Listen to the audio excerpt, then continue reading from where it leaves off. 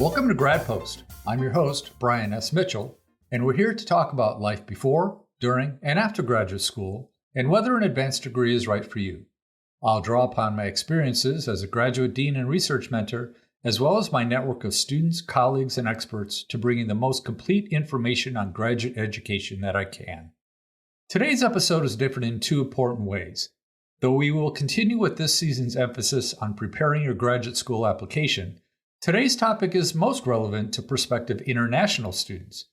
Second, I'm casting today's comments from the "don't do this" standpoint.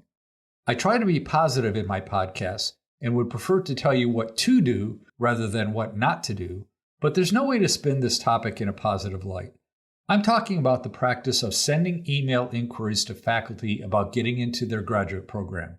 We call this the untargeted cold email blast. Here's an example of an actual email I've received.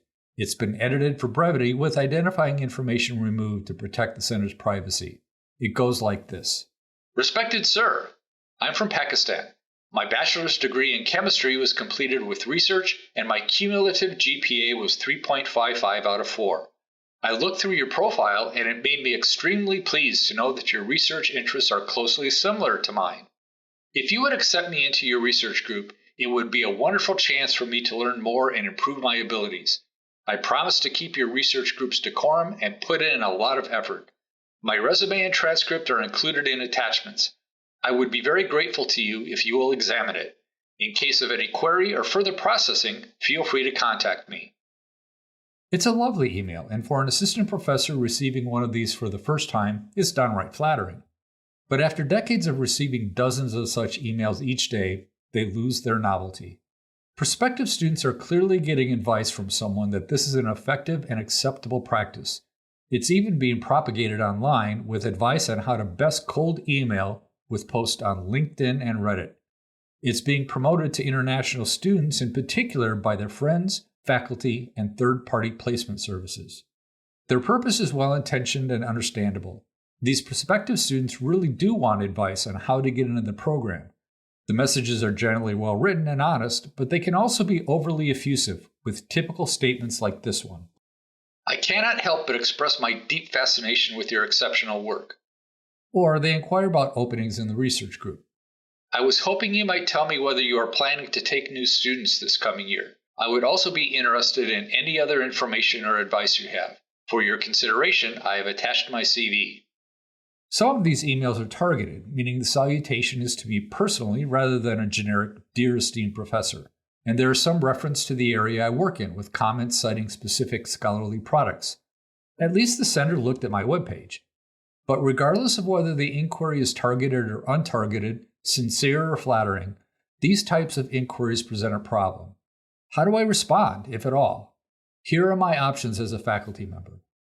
Respond to it individually, respond to it generically, forward it to the admissions officer, ignore it. You've got mail. Let's say I get 10 of these cold emails each day, including weekends. Even if it takes me 5 minutes to read and respond to each one, which isn't nearly enough time to provide a meaningful response and recommendation on whether or not to apply, that's 1 hour each day that I simply don't have. Have I responded to really interesting cold inquiries before? Sure. But they constitute about 1% of all the cold emails. Besides, I can't even tell you if I will be taking students next year or not because I don't know. I'll know more about whether my latest grant application was funded well after your grad school application is due. And I certainly have no control over whether you get admitted or not. That's a committee decision, at least, and a graduate school decision at most. So, an individualized response is not happening, no matter how much I feel a responsibility to do so. You've got mail. I could forward your message to the admissions officer. Maybe this is a faculty colleague who is chair of the admissions committee for that year. But the chances are that every faculty member in the program has received the exact same email. And if they all forward it to the admissions officer, then there are now 20 times as many cold emails clogging their inbox. The chances of a personalized response go down, not up. I always assumed that if I got a cold inquiry, even if it was targeted and personalized to me, that all my colleagues, and probably every other faculty member in the country, got a similar email. I wasn't going to forward these messages to somebody else. You've got mail. Finally, I could simply ignore it. Unfortunately, that's what happens to the vast majority of these emails. Faculty simply don't have the time to respond to cold inquiries. This is the crux of the problem.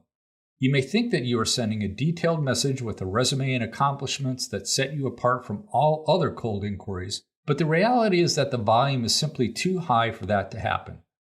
Faculty get dozens, even hundreds of such inquiries a day, and that's if the messages even make it through the university spam filter.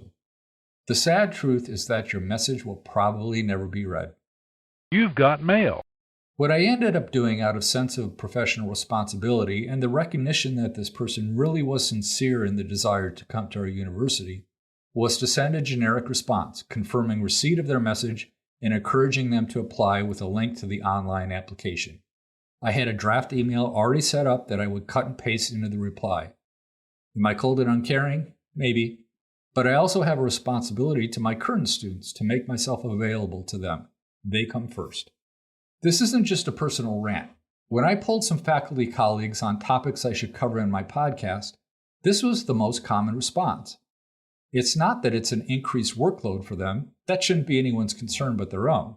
It's that faculty feel helpless to provide meaningful responses where there is clearly interest and need.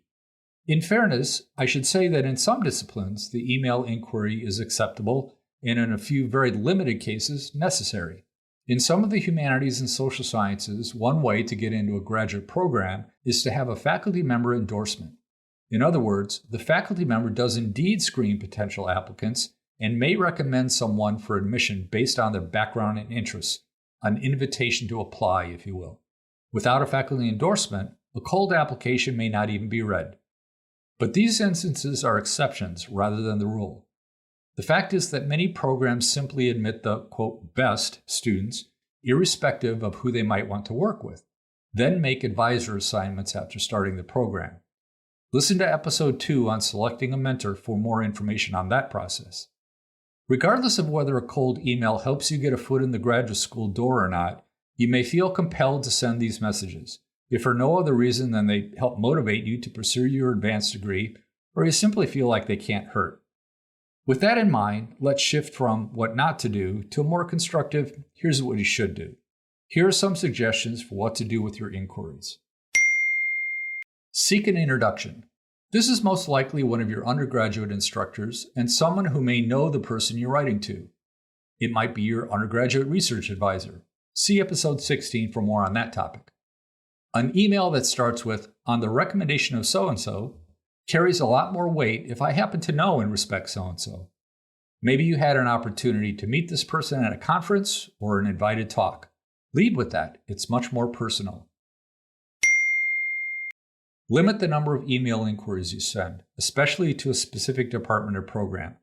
Faculty compare notes, and if they are all part of the same email blast, your inquiry is more likely to get put in the general admissions inquiry bin. Keep your message short, 4 sentences at most.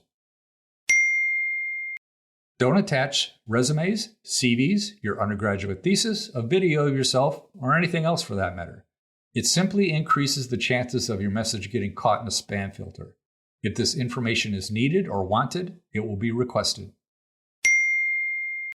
Don't be overly effusive in your praise. It comes across as insincere, especially to American faculty. Send your message from university email if at all possible. Gmail, Yahoo, and other third-party emails get sent to spam. If you have legitimate questions about the admission process, required documents, status of your application, timing, or whatever, there should be an individual to direct your inquiry to. This is probably a staff person, not a faculty member, and it may even be a generic email. That's okay. Make your inquiry, and if the program is worth applying to, then it will have someone monitoring this email who will respond to your questions. Don't send a follow-up message if you don't get a reply. If there's no response to your inquiry, then you've learned everything you need to know about this program or person. I hope this gives you some perspective on the untargeted cold email. We'll continue to focus on preparing your grad school application in the coming episodes with additional topics of particular relevance to international students. Look for those to drop in the coming weeks. Thank you for joining me today. All of the links provided in this podcast are available on Grad-post.com. That's GRAD-POST. There, you'll find additional resources and information to help you plan your adventure for an advanced degree.